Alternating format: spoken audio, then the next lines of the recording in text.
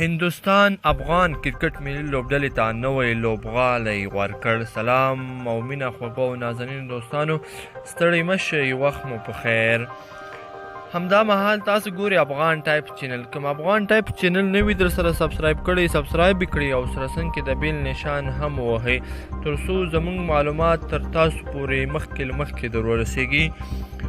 هندوستان افغان کرکټ ملي لوبډلې ته نوی لوبغالی ورکړ. د هندوستان د کرکټ د کنټرول ادارې د اګست په 8مه نیټه د پنجشنبې په ورځ د یوې ناستې په ترڅ کې افغان کرکټ ملي لوبډلې ته په هندوستان کې نوی لوبغالی د کورني لوبغالي په توګه ورکړ. افغان لوبډلې له کلونو راهیسې په عربي متحده اماراتو او هندوستان کې د نورو لوبډلو سره په خپل کوربتوب لوبې کوي او د میلمنو لوبډلو میلمه پالنه له هیواده لرې په نورو هیوادونو کې کوي. په تیر کې افغان لوبډله دلته په هیواد کې د معیاري لوبغالي د نشتون او په خپل اصلي ټاټوبي کې د امنیت د نه موجودیت له امله لوبې په بهر کې کولې او دا لړۍ لا هم روانه ده. په لومړیو کې افغان لوبډلې د هوم ګراونډز یا کورني لوبغالي په عربي متحده اماراتو کې د شارجه او یا هم شیخ زاید کرکټ لوبغالی و.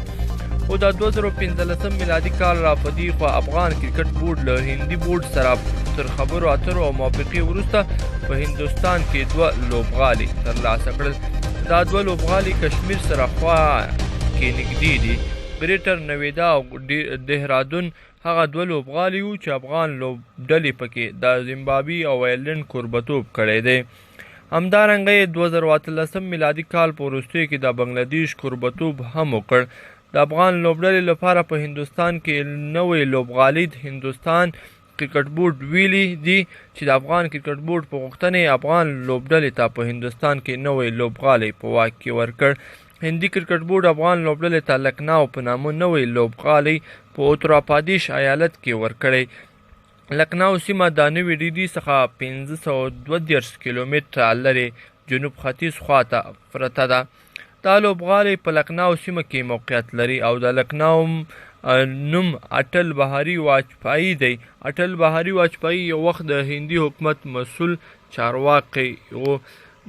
که ویډیو مو خوښ شوی وي د سره لایک کړئ او نورو دوستانو سره هم شیر کړئ.